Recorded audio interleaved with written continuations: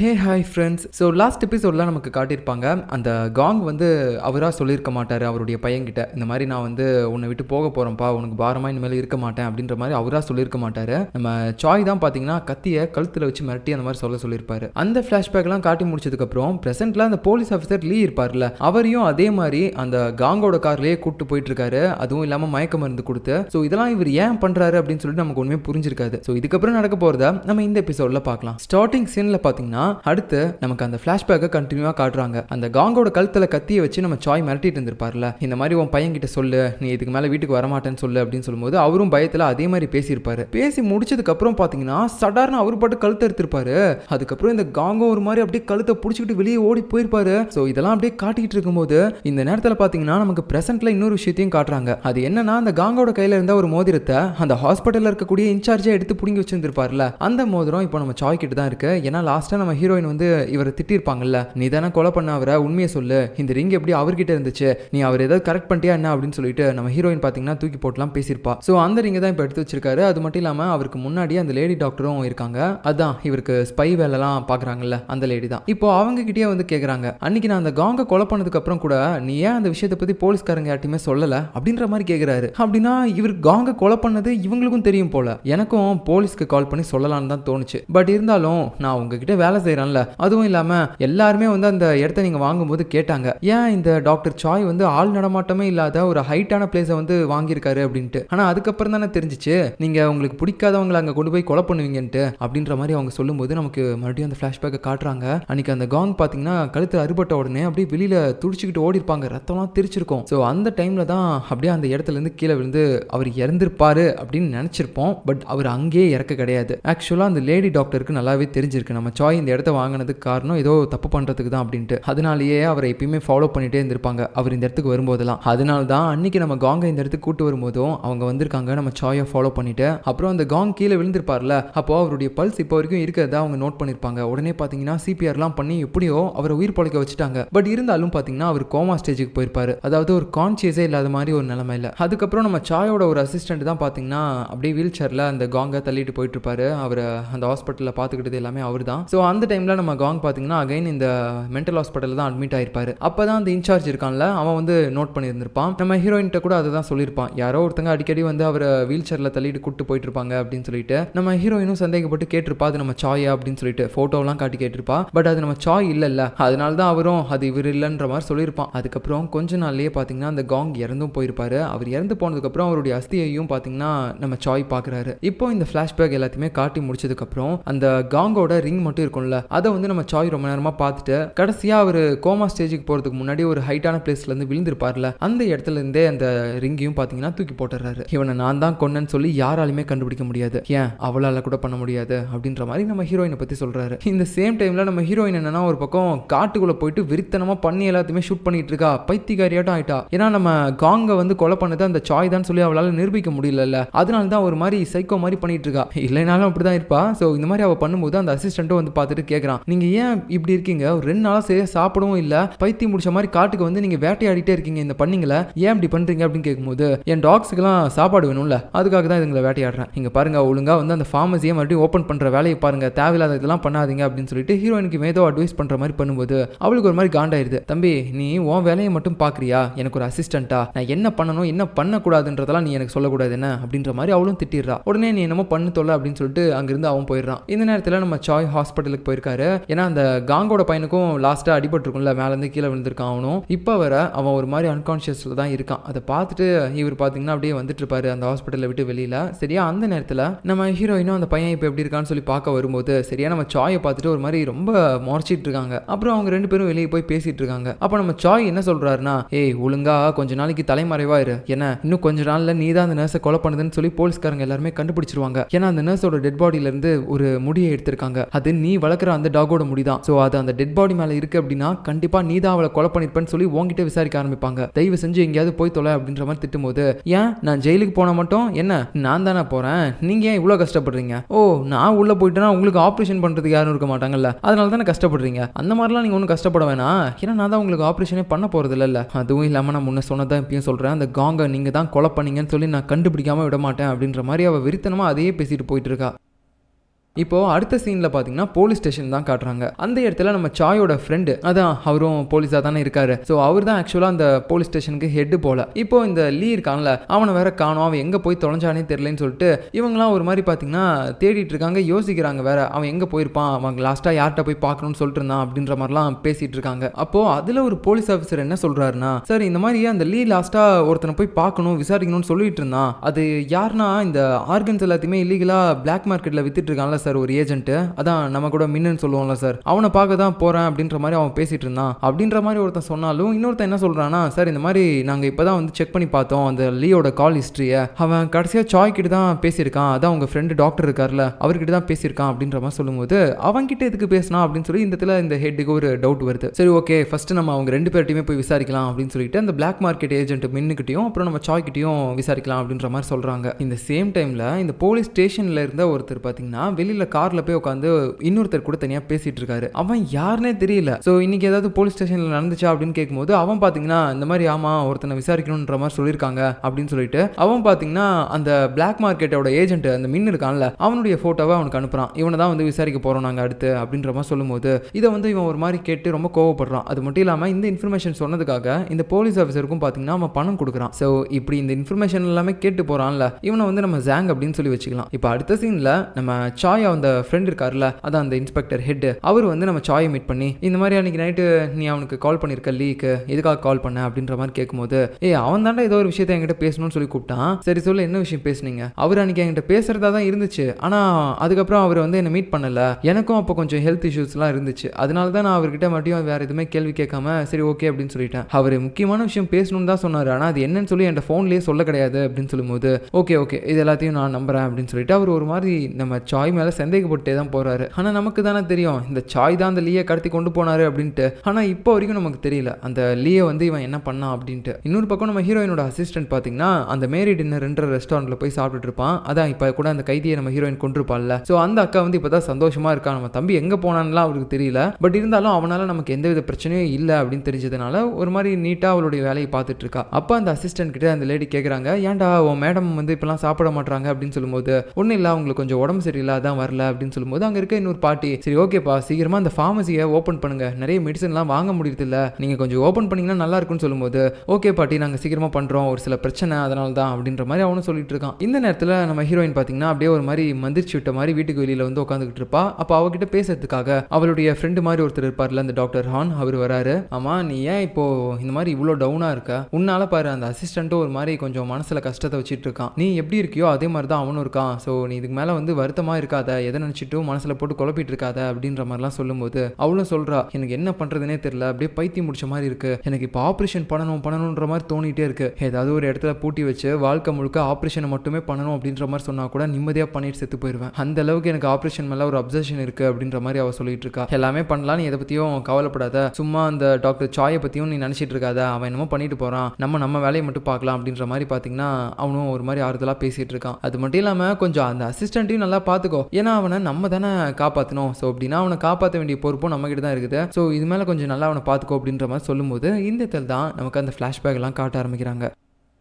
அதாவது ஆக்சுவலாக அந்த அசிஸ்டன்ட் ஃபர்ஸ்ட் இவங்களை எப்படி வந்து மீட் பண்ணா அப்படின்னு சொல்லிட்டு, ஸோ இவன் வந்து உடம்புக்கு முடியாமல் இருக்கக்கூடிய ஒரு பையன், அவனோட பிரெயினில் வந்து ஒரு டியூமர் இருக்கு அப்படின்ற விஷயம் எல்லாமே நம்ம ஹானுக்கு தெரிஞ்சிருக்கு. இவனுக்கு வந்து ஆப்ரேஷன் பண்ணுற விஷயமா நம்ம ஹீரோயின்ட்ட வந்து அவர் பேசியிருப்பார் போல. அவளும் சரி ஓகே நான் பண்ணுறேன், ஃப்ரீயாகவே பண்ணுறேன் அப்படின்னு சொல்லியிருப்பா. அப்போ தான் ஃபர்ஸ்ட் டைம் போய் அவனை பார்த்துருப்பா. அவனும் பார்த்தீங்கன்னா பிரெயினில் டியூமர் வச்சுட்டு ஒரு மாதிரி ரொம்ப கஷ்டத்தில் இருந்திருப்பான். அப்போ ஒரு மாதிரி எனக்கு ஆப்ரேஷன் நீங்கள்லாம் பண்ண வேணாம், நான் இப்படியே இருந்துக்கிறேன்ற மாதிரி சொல்லிட்டு படுத்துக்கிட்டு இருப்பான். நம்ம ஹீரோயின் வந்து பார்த்துட்டு, என்னப்பா தம்பி நீ பிரெயின் டியூமர் இருந்துச்சுன்னா நல்லா ஈஸியாக போய் சேர்ந்துடலாம் நினைக்கிறியா, அப்படியே அது மண்டை வெடிச்சு உள்ள ரத்தம் கசிஞ்சு அப்படியே உயிருக்கு போராடிக்கிட்டு இழுத்துக்கிட்டு அப்படின்ற மாதிரிலாம் பயன்படுத்தும் போது அவனுக்கு ஒரு மாதிரி ஆயிடுது. போதும் நான் ஆப்ரேஷனுக்கு ஒத்துக்கிறேன், பட் இருந்தாலும் நான் ஆப்ரேஷன் பண்ணி பொழைச்சதுக்கு அப்புறம் எனக்கு நீ யார் இருப்பா அப்படின்னு சொல்லும்போது, நான் உன்னை பாத்துக்கிறேன், நான் இருக்கேன் அப்படின்ற மாதிரி ஹீரோயின் சொல்லும்போது அவனும் கண்டிப்பா பாத்துப்பீங்களா, நான் பாத்துக்கிறேன் அப்படின்னு சொல்லியிருப்பா. ஸோ அதுக்கப்புறம் தான் பாத்தீங்கன்னா அவனுக்கு வந்து ஆப்ரேஷனே பண்ணிருப்பா நம்ம ஹீரோயின். இப்போ அடுத்த சீன்ல நம்ம அசிஸ்டன்ட் தான் காட்டுறாங்க. ஸோ இன்னும் கொஞ்ச நாள்ல இந்த ஃபார்மசியை ஓப்பன் பண்ண போறாங்க போல, ஏன்னா இது மேல போட்டிருந்த கேஸ் எல்லாமே இப்போ போக போகுது. ஸோ அதனால அங்கே இருக்கக்கூடிய திங்ஸ் எல்லாத்தையுமே எடுத்துட்டு ஒரு மாதிரி அந்த டேபிள் எல்லாத்தையுமே பார்த்தீங்கன்னா அவன் தொடச்சிட்டு இருப்பான். சரியா அந்த நேரத்தில் அங்கே 2 பேர் வராங்க. அதில் ஒருத்தனை நம்ம இதுக்கு முன்னாடி பார்த்துருப்போம். அந்த போலீஸ்காரங்க கிட்ட சில இன்ஃபர்மேஷன் எல்லாத்தையுமே கேட்டு அப்படியே காசுலாம் கொடுத்துட்டு போயிருப்பான்ல, நான் கூட ஜாங்குன்னு சொல்லியிருப்பேன். ஸோ அவன் தான் இங்கே வந்திருக்கான். அவன் இங்கே வந்த உடனே பார்த்தீங்கன்னா உங்களுக்கு யார் வேணும் அப்படின்ற மாதிரி இவன் கேட்டுட்டு இருப்பான். பட் இருந்தாலும் பார்த்தீங்கன்னா அவன் எதுவுமே பேசாமல் ஒரு மாதிரி சைலண்டாக இருக்கான். அடுத்த நாள் காலையிலே ஆகுது. நம்ம ஹீரோயின் அப்படியே வாக்கிங்லாம் போயிட்டு ஜூஸ்லாம் குடிச்சிட்டு அப்படியே நம்ம அசிஸ்டன்ட்க்கும் ஜூஸை போட்டு அவன் ரூமுக்கு போய் பார்த்தா அந்த இடத்துல அவனை காணோம். இவன் எங்கே போனான் அப்படின்னு சொல்லிட்டு இவளுக்கு ரொம்ப ஷாக்கு. அப்புறம் கால் பண்ணி கேட்கும்போது இந்த மாதிரி நேற்று நைட்டு நான் ஃபார்மசியை க்ளீன் பண்ணிட்டு இருந்தேன், அப்புறம் டயர்டாக இருக்குன்னு சொல்லி அங்கேயே தூங்கிட்டேன், காலையில் எழுந்திரிச்ச உடனே நான் டேரெக்டாக கிளாஸுக்கு போயிட்டேன் அப்படின்ற மாதிரி சொல்லிட்டு இருக்கான். சரி ஓகேடா அப்படின்னு சொல்லிட்டு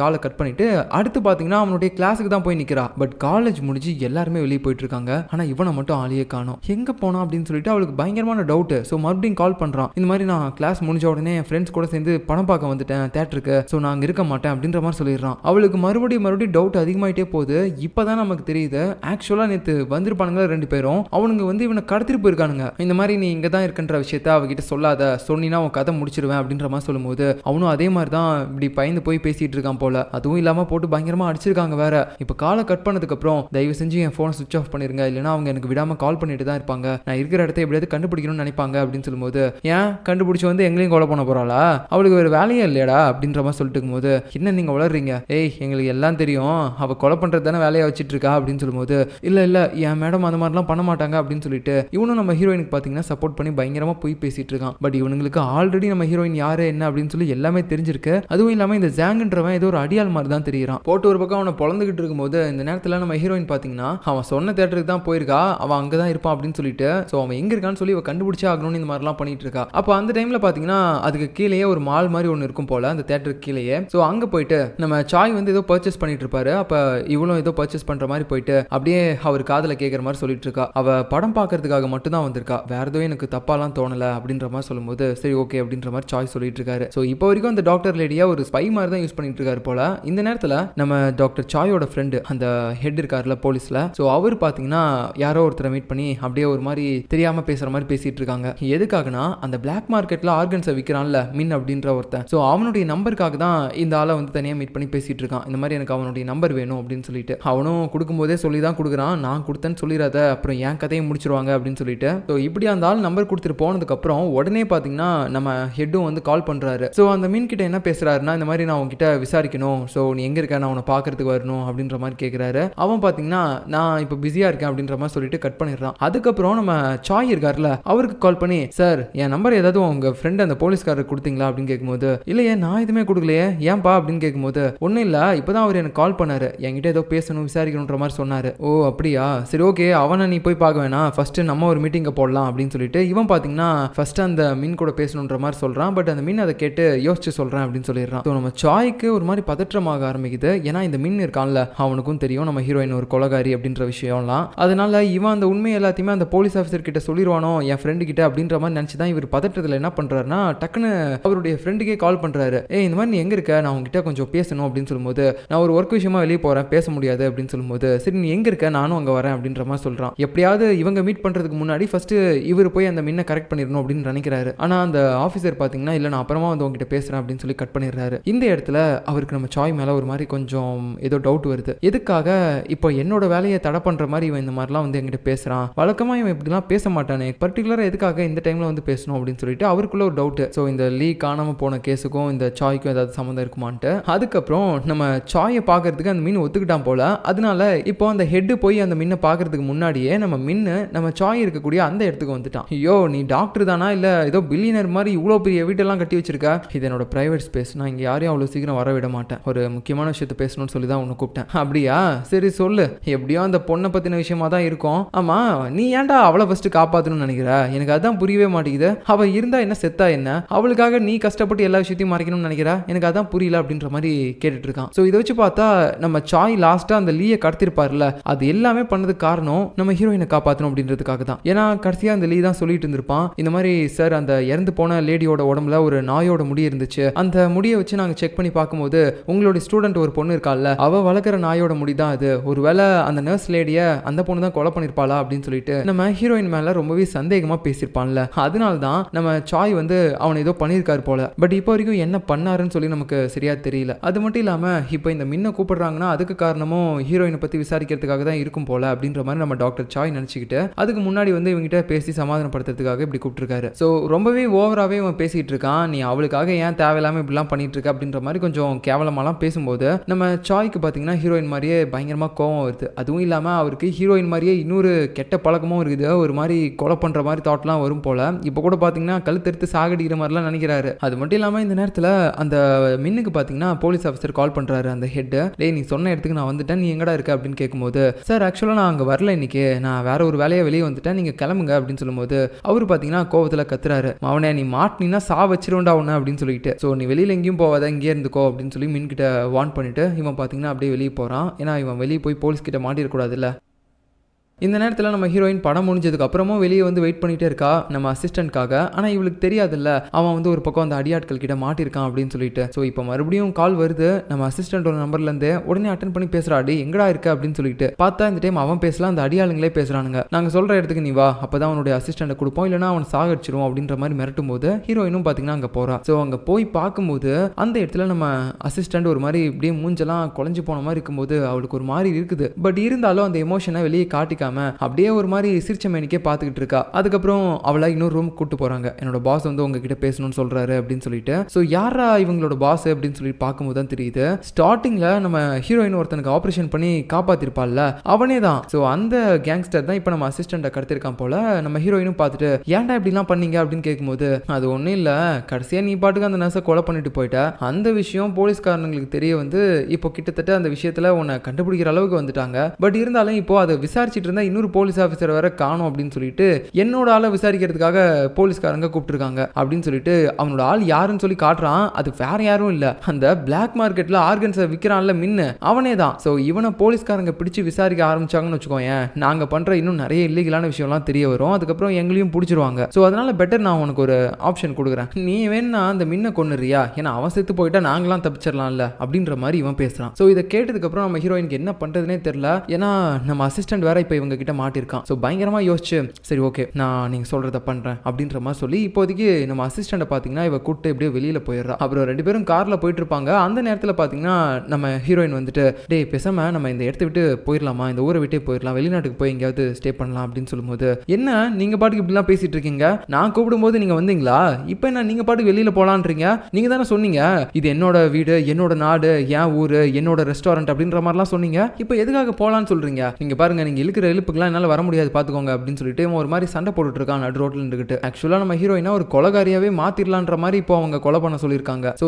இந்த விஷயம் தெரிஞ்சுக்கிட்டு தான் நம்ம ஹீரோயின் இங்கிருந்து போயிடலாம் அப்படின்னு நினைக்கிறா. ஆனால் இந்த உண்மை எல்லாத்தையுமே இவங்கிட்ட டேரெக்டாக சொல்ல முடியல. அதை சொல்லாமல் இப்படி ஒரு மாதிரி நம்ம போகலாம் அப்படின்னு சொன்னாலும் அவன் கேட்க மாட்டான். என்னால் வர முடியாதுன்ற மாதிரியே சொல்லிட்டு இருக்கும்போது சடனாக பார்த்தீங்கன்னா அந்த தீயணைக்கிற வண்டி எல்லாமே நம்ம ஹீரோயினோட வீட்டை நோக்கி போயிட்டே இருக்குது. என்னடா இது அந்த பக்கமாக போகுதுன்னு சொல்லிட்டு பயத்தில் இவங்களும் போய் பார்த்தா அங்கே நம்ம ஹீரோயினோட ஷெட்டு பார்த்தீங்கன்னா அப்படியே எரிய ஆரம்பிக்குது. அவளோட வீடுலாம் நல்லா தான் இருக்கு, ஆனால் அவளோட ஷெட்டு மட்டும் தனியாக எரியுது. அங்கே தான் அவளுடைய 3 நாய்களையும் வளர்த்துக்கிட்டு இருந்தா. இப்போ அதுங்க எல்லாமே கருகி செத்து போச்சு. இதை பார்த்த உடனே அவளுக்கு மனசே உடஞ்சு போச்சு. அவ்வளோ ஆசாசையா அந்த நாய்க்குட்டிகளை வளர்த்துருப்பா. இப்போ இந்த மாதிரி எல்லாமே இறந்து போச்சுன்னு தெரிஞ்ச உடனே அவளுக்கு ஒண்ணுமே முடியல. இந்த நேரத்தில் நம்ம சாயை காட்டுறாங்க. ஸோ அவருக்கு கால் பண்ணி அந்த லேடி டாக்டர் இருக்கால, அதான் அந்த ஸ்பையை, நம்ம அவளை ஸ்பைனே சொல்லி கூப்பிடலாம். அவ என்ன சொல்றானா, சார் நீங்க சொன்ன மாதிரி நான் எல்லாத்தையும் பக்காவா முடிச்சிட்டேன் அப்படின்ற மாதிரி சொல்றா. அப்படின்னா இப்பதான் நமக்கு தெரிய வருது இது எல்லாமே பாத்தீங்கன்னா இவங்களுடைய பிளான் தான் போல. ஸோ நம்ம சாய் எதுக்காக இதை பண்ணிருக்காரு அப்படின்னா, நம்ம ஹீரோயின் வந்து ஜெயில போய் மாட்டிடக்கூடாது. ஏன்னா இப்போ கடைசியா நம்ம ஹீரோயின் வந்து அந்த நர்ஸ் லேடியை கொலை பண்ணதுக்காக இருக்கக்கூடிய ஒரே ஒரு ஆதாரம் அவ வளர்க்கக்கூடிய அந்த நாயோட முடி அந்த நர்ஸோட உடம்புலயும் இருந்திருக்கு. ஸோ ஃபர்ஸ்ட் அந்த நாயை நம்ம ஹீரோயின் வளர்க்குறா அப்படின்னு தெரிஞ்சாதானே அவ மேல இந்த கம்ப்ளைண்ட்டே போட முடியும். அதனால தான் இந்த நாய்களை ஃபர்ஸ்ட் நம்ம சாய் கொலை பண்ணிருக்காரு. ஸோ எதுக்காக இப்படிலாம் நம்ம ஹீரோயினை காப்பாத்துறாரு அப்படின்னா, அவரோட மண்டையில இருக்க அந்த கட்டியை ஆப்ரேஷன் பண்ணி எடுக்கணும்னா அதுக்கு நம்ம ஹீரோயின் தேவை. அதுக்காக தான் இதெல்லாமே பண்றாரு. ஸோ நம்ம ஹீரோயின் கண்டுபிடிச்சிட்டா இந்த வேலையை பார்த்ததும் நம்ம சாய் தான் அப்படின்ட்டு. அதனால அவர் ஏதாவது ஒன்று பண்ணணும் அப்படின்னு சொல்லிட்டு கோவத்தோட பார்த்தீங்கன்னா அப்படியே போயிட்டு அவர் இருக்கக்கூடிய அந்த காரை ஒரு மாதிரி அவ காரை வச்சு இடின்னு இடிக்கிறா. அவருக்கு ஒரு மாதிரி கோவம் வந்துடுது. காருக்கு பின்னாடி இறங்கி வந்துட்டு இப்போ என் மேலே இடி பார்ப்போம் அப்படின்ற மாதிரி சொல்லும்போது ஹீரோயின் ஒரு மாதிரி எப்படி இடிக்கிற மாதிரி போறா. பட் அவளுக்கு மனசு வர மாட்டேங்குது. என்னதான் இருந்தாலும் இவரு நம்ம ஹீரோயினோட குருநாதர், அதனால தான் அவ எதுவுமே பண்ணாம அப்படியே காரை திருப்பிட்டு போயிட்டா.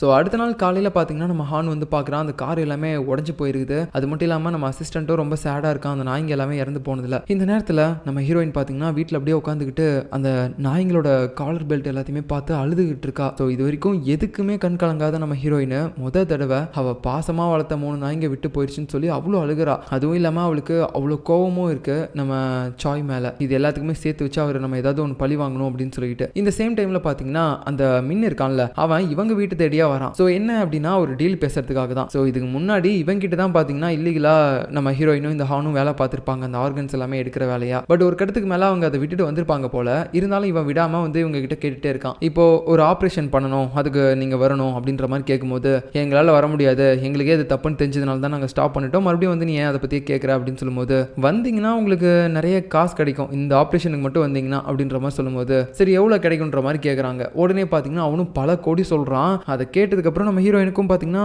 ஓகே அப்படின்ற மாதிரி தோணுது. ஏன்னா அவ்வளோ பணம் இருந்துச்சுன்னா கண்டிப்பாக நம்ம லைஃப்பில் செட்டில் ஆயிடலாம் அப்படின்ட்டு. சரி ஓகே அப்படின்னு சொல்லி 2 பேரும் பார்த்தீங்கன்னா நம்ம ஹான் அப்புறம் ஹீரோயின் இவங்க 2 பேருமே அந்த ஆப்ரேஷன் பண்ணுறதுக்கு அக்செப்ட் பண்ணிக்கிறாங்க. ஸோ அடுத்த நாள் பார்த்தீங்கன்னா மழை பெஞ்சிட்டு இருக்குது. அந்த ஆப்ரேஷன் நடக்கிற இடத்துக்கும் அப்படியே வராங்க இவங்க 3 பேரும், நம்ம ஹானு, அசிஸ்டன்ட் அப்புறம் நம்ம ஹீரோயின். வந்து பார்த்தா அங்கே நம்ம சாயும் இருக்காரு. அவரை பார்த்த உடனே ஹீரோயினுக்கு செம்ம காண்டு. அப்படின்னா இவனுக்கு ஆப்ரேஷன் பண்ணுறதுக்காக தான் இந்த மின்னனை இங்கே கூட்டு வந்திருக்கானா அப்படின்னு சொல்லிட்டு. ஸோ இதுக்கப்புறம் நடக்க போகிறத நம்ம அடுத்த எபிசோடில் பார்க்கலாம். பாய்.